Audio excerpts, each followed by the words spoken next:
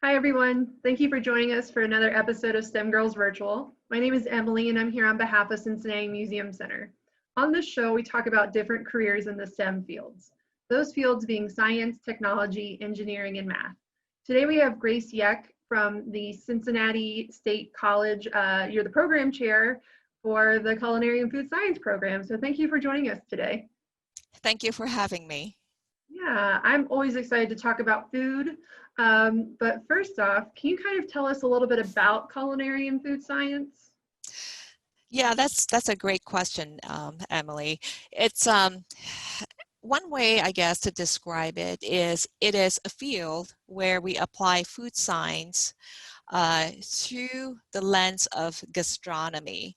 So, I think most people are generally familiar with what culinary arts is or culinary and what food science is, but the sort of the marriage of the two is a little bit puzzling sometimes. So, food science is inherently across a multidisciplinary field. It does involve other disciplines like oh gosh, chemistry for sure, biology, physics, some degree of engineering.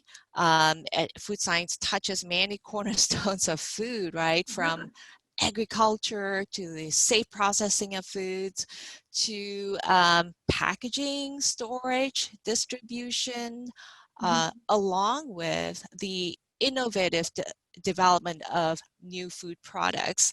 So the Culinary and Food Science program at Cincinnati State tries to marry these two fields, like I say, and sort of navigate the field of applied food science without losing the culinary sensibilities of making great food.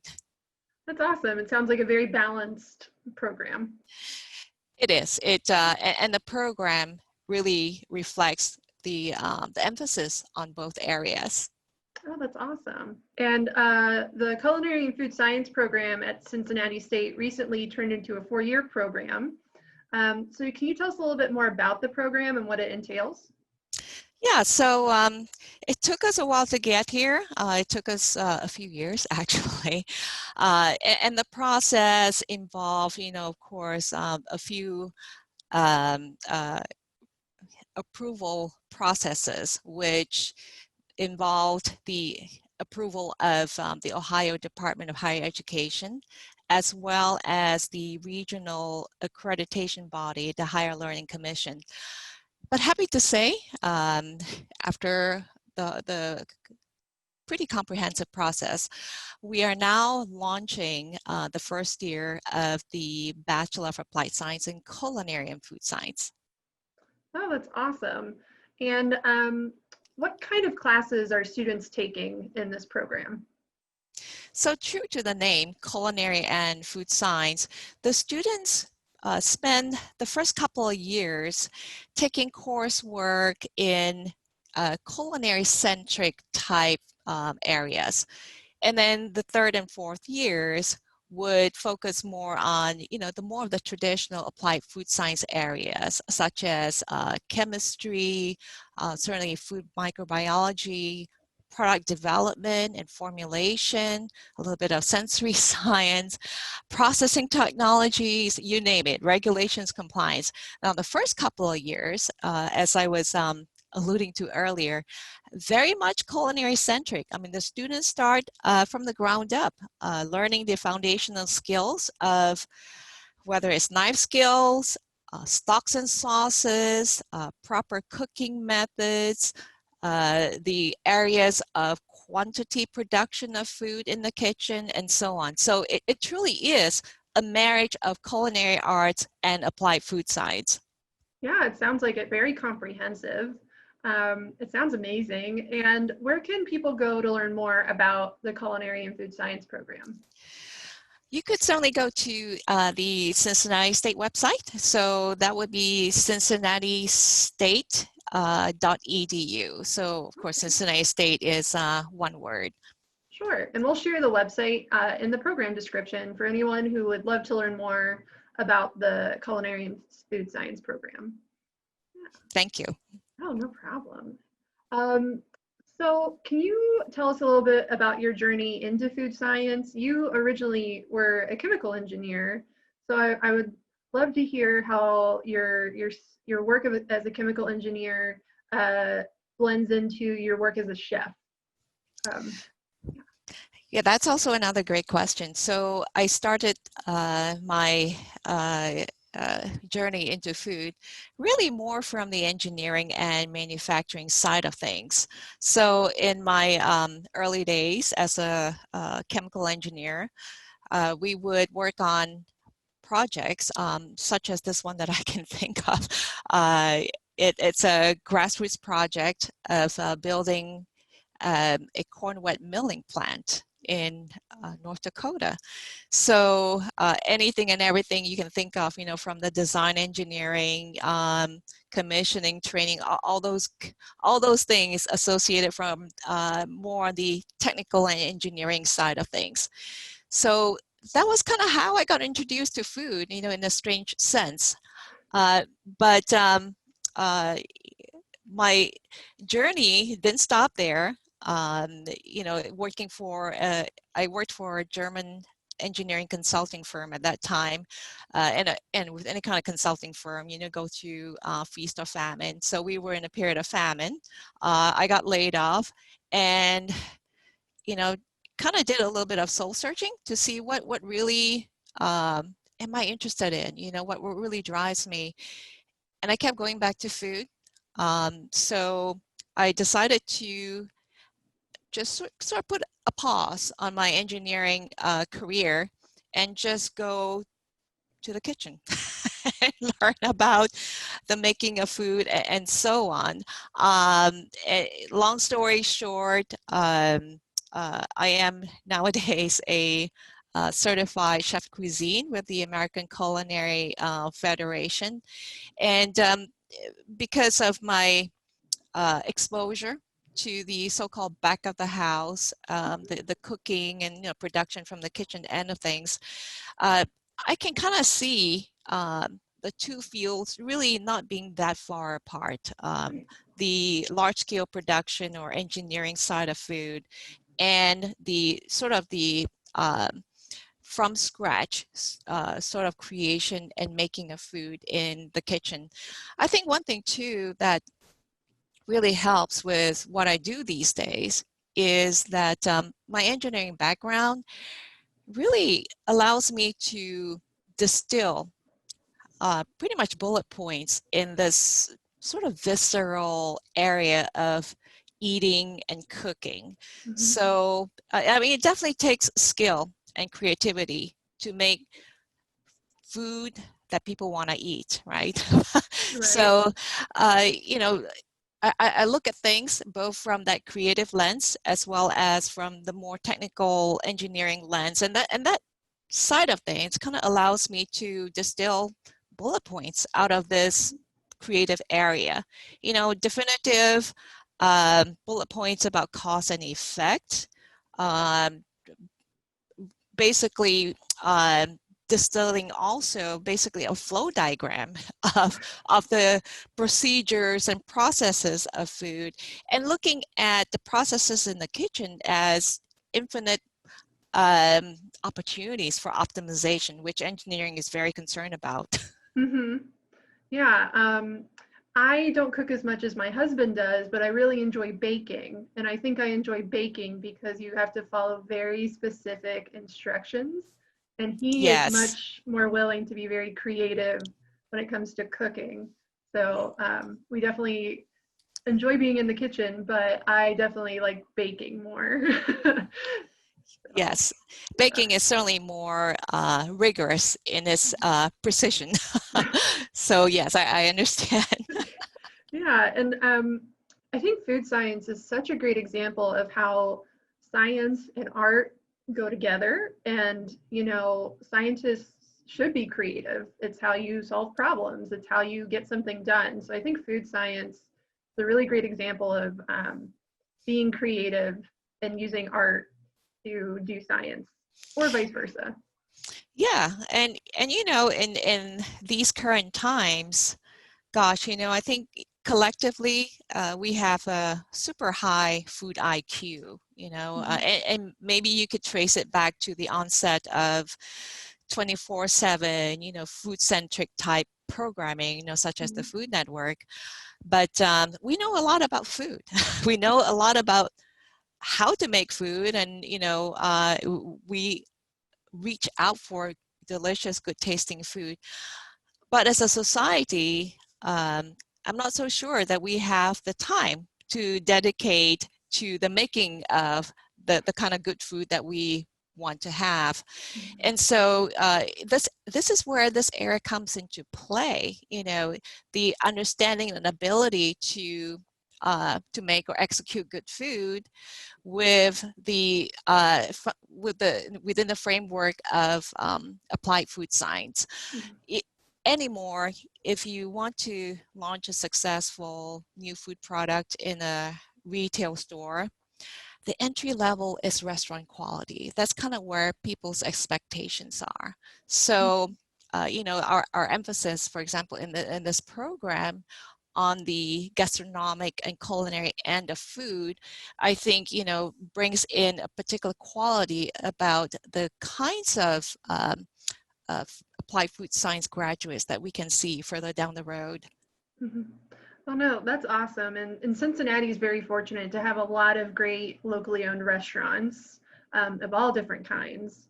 Yes. So we're very lucky to kind of be a food-centric city in a lot of ways. Yes, definitely. A lot of skill and talent here. Yeah, yeah. And so on top of the work you do at Cincinnati State, you also have a blog called Kitchen Roots. Can you tell us a little bit about the inspiration behind that and the purpose of the blog? Well, yeah, it's a lot of things, but I think, you know, maybe a good way to describe it is that my blog aims to tell the wealth of stories and celebrate the heritage that's embedded in food. It's anymore, you know, what we see and what we eat is so globally influenced. You know, when you make food and you serve it to somebody, it's pretty much like putting your flag on the plate. It kind of tells, you know, how you see food, how you approach food, and so it's a way to tell not only the story of my food lineage, but really to celebrate the many cultures that shape the way we see and eat food anymore. And yeah, I think food is a great way to learn your family history. A lot of families have recipes that are handed down by generation. I have recipes from my great grandmother that I still bake. So I think that's a really great way to learn about your family history or the country your family came from or things like that. Yeah, definitely. You know, I have also forayed into the area of food writing. So my background is pretty diverse. My professional background sort of touches on a lot of different things. But, you know, the many chefs that I interview, I can't keep count of the number of sort of similar stories that the chefs would recount of, you know, how their early memories go back to watching, you know, maybe it's a grandparent cook in the kitchen, or maybe just going out to the garden to pick foods with their mom, dad, you know, a family member. So yeah, a lot of how we later on in life, you know, see food and how we approach food. Yeah, I really believe it really does stem from our heritage in food. Oh, definitely. So we'll also include a link to your blog in the event description as well.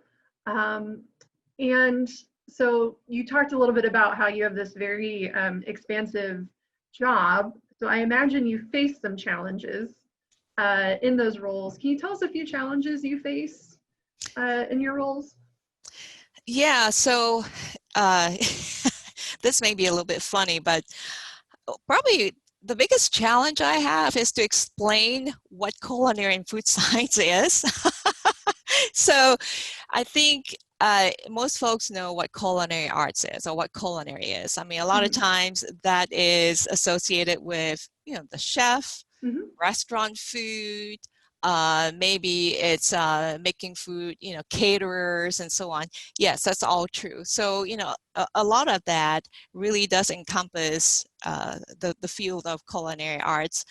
But when you marry the two in this very sort of in a niche way, culinary arts and food science, I kind of get questioning looks on what is it really? So I so yeah, it is to explain in a way that people can understand what it is. So I tend to frame it as the marriage of culinary arts and applied food science, where we make food that caters to the broader consumer market, but with the culinary sensibilities from the kitchen. Yeah, no, I could see where people would definitely, it's an interesting program, so I can see where people would definitely have questions. Right, and of Yeah. course, when people think of food science, they think, maybe a little bit stereotypically, but you know, people in lab coats, Mhm. formulating foods at the bench top and so on. So to try and explain the sort of the hybrid of the two, that takes a little bit. Definitely. And what are some of to kind of flip it, what are some of your favorite things about the roles you have? Food. Yeah. I, I'm a big fan of food. So, yeah, it's great. My job requires me to handle food. I mean, how Mhm. cool is that, right? Yeah. So, yeah, but I guess just as much, I really enjoy having that opportunity to spark that enthusiasm and Mhm. have that chance to train and sort of groom the next generation of talent and skills in the food Yeah. industry. So Yeah. that kind of gets me going every day.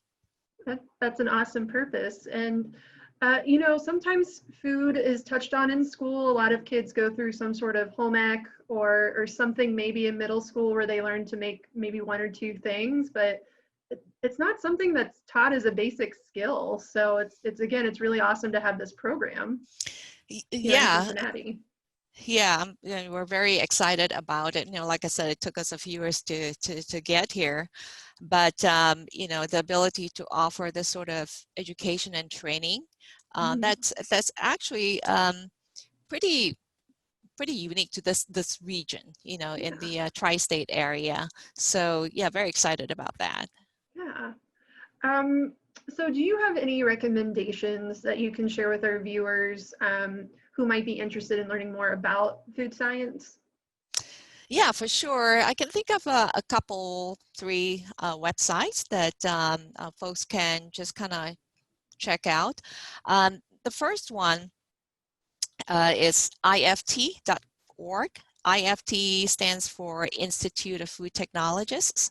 So that is one of the main websites that folks in the profession of food science or food technology and even other disciplines go to look for whether it's expertise, subject matter experts, and then, other areas to do with food science and technology. There's also another website. Now, this is going to sound a little bit strange, but it's culinology.org. So it's spelled CULI, like culinary, and then ology, as in technology. So culinology.org. It is the website of the Research Chefs Association. So if anything, our program very closely aligns with the philosophy of this professional organization. So the philosophy here being the marriage and the blending of the two disciplines, right? The culinary Mhm. arts as well as applied food science. I would highly encourage folks to check out that website. It does talk about many aspects of this field, but also some career opportunities and so on. Mhm. Another website that I discovered actually through one of my former students Oh, nice. is called edx.org, and it's actually started by Harvard and MIT. It's an open online course provider website where folks can, I think you can search for food science. They have different subjects, but you can search for food science, and they have very good programming or modules on there that are free. And you can take a look at some of these areas. Some get pretty involved in food science as well. Oh, that's awesome. Thank you for those resources. I have a question for you that I'm going to put you on the spot. Um, so we've been talking about obviously food. Do you have a favorite type of food you like to cook, or is there a comfort food that you always go back to when you want to cook at home? That is a tough question for someone who likes food, Yeah, period. right. No, I can see where that would be a challenging question. So yeah, I guess it depends on my mood, but if you were to count, the averages, right? I tend to go for foods with bolder flavor profiles. I am a fan of spicy food, so very definitive sort of drivers there, in terms of Mhm. flavors. On the other hand, I love simple, just easy foods as well. So it just depends, whether it's, steamed custard, very simple, easy, to something that's more complex, such as a blend of spices and aromatics to make curries. Mhm.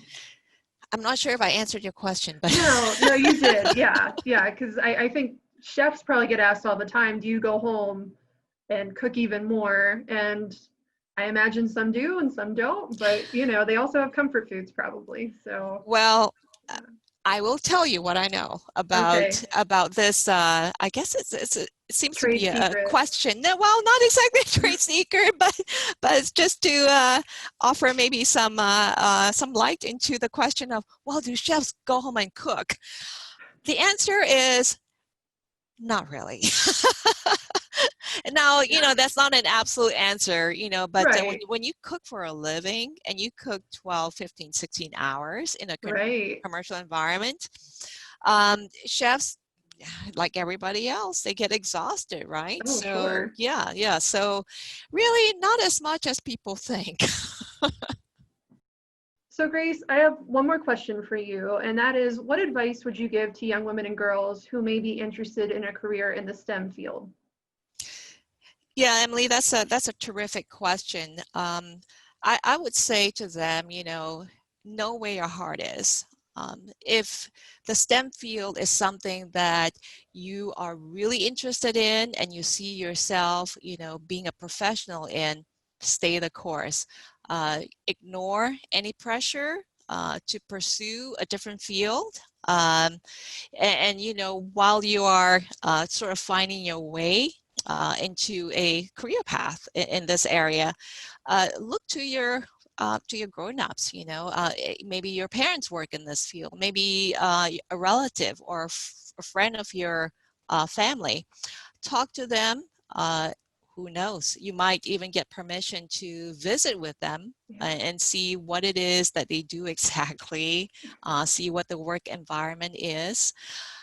Now, I do want to say too that there are no shortcuts in the STEM field, so be prepared to work hard Mhm. and be open to learning new skills, maybe skills that you didn't think were connected to STEM, but be open to learn those new skills. Yeah, no, that's awesome. And yeah, real life experience, if you can get it by job shadowing, do it. Internships, do it. Yeah, that's great. Oh, that's great advice. Thank you for taking the time to sit down and talk to us about food science. And thank you everyone for watching. And again, thanks to Grace Yek of the Cincinnati State College Culinary and Food Science program. It's my pleasure, and thank you for having me.